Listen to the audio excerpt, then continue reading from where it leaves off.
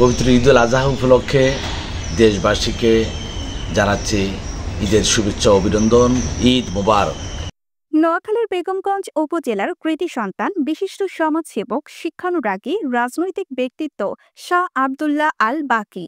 তিনি বাংলাদেশ জাতীয়তাবাদী কৃষক দলের কেন্দ্রীয় কমিটির যুগ্ম সাধারণ সম্পাদকের দায়িত্বে রয়েছেন। এছাড়াও তিনি ১৯৮৭ সালে প্রত্যক্ষ ভোটের মাধ্যমে নোয়াখালী জেলা ছাত্রদলের সাধারণ সম্পাদক নির্বাচিত হয়েছেন। পরবর্তীতে জেলা ছাত্রদলের সিনিয়র সহসভাপতির দায়িত্ব পালন করেছেন। ছাত্র রাজনীতি শেষ করে তিনি নোয়াখালী জেলা বিএনপির সাংগঠনিক সম্পাদক হিসাবে দায়িত্ব পালন করেছেন।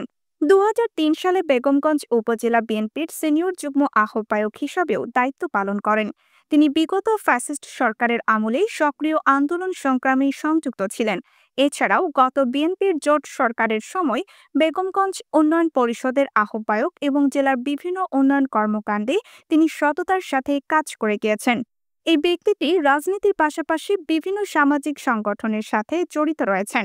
তিনি বর্তমানে দারুল হুদা ফাউন্ডেশন ট্রাস্টের সাধারণ সম্পাদক, মাদ্রাসা এ নুরিয়া কমপ্লেক্সের সাধারণ সম্পাদক, ঐতিহ্যবাহী নোয়াখালী জেলা সমিতির ঢাকার সদস্য সচিব, বেগমগঞ্জ উপজেলা কল্যাণ সমিতি ঢাকার উপদেষ্টা সহ তিনি বিভিন্ন সামাজিক ও রাজনৈতিক স্বেচ্ছাসেবী সংগঠনের সাথে জড়িত রয়ে দেশ এবং জাতির কল্যাণে যথেষ্ট ভূমিকা পালন করে আসছেন।